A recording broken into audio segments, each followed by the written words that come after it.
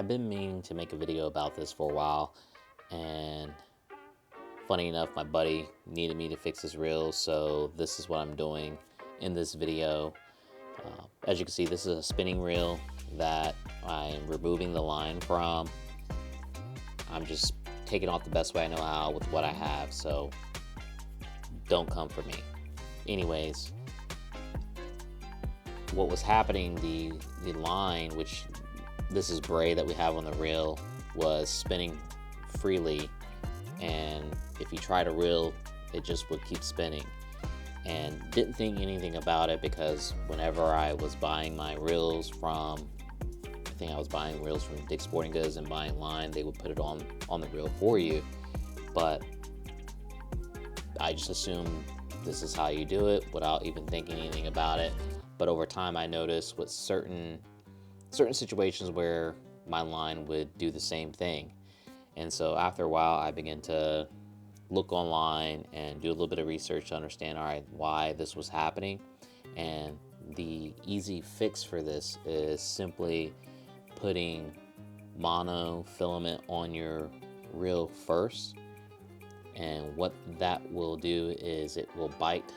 There's some grooves within the actual reel itself that the mono will hold on to better than braid.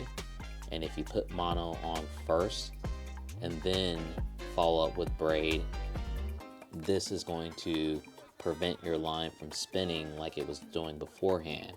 And I can't tell you how many times this has happened to me over the years, and me not thinking twice about it until just recently, because I've been fishing a lot more, and all the while there was this easy solution to fixing this problem. Because the worst thing that you would want to have happen is you're fishing, you get a fish on, and you can't reel it in because your line, your braid is just spinning, and it's very frustrating. So this is just me fixing the problem, and moving forward, I know that I'm gonna put mono on, and then I'm using the Alberto knot, I believe, to tie my mono to braid. And again, just make sure you put enough line on so that when you get a fish on and it happens to take a lot of line, you're not going to run into any issues. But I just wanted to share, just in case anyone else was having this problem. Like I said, I didn't know, because again, when I was buying my reels and my fishing line from the store, and they were putting it on the reel for me, they weren't putting mono on. So something you would never think about. But hopefully you found this video helpful.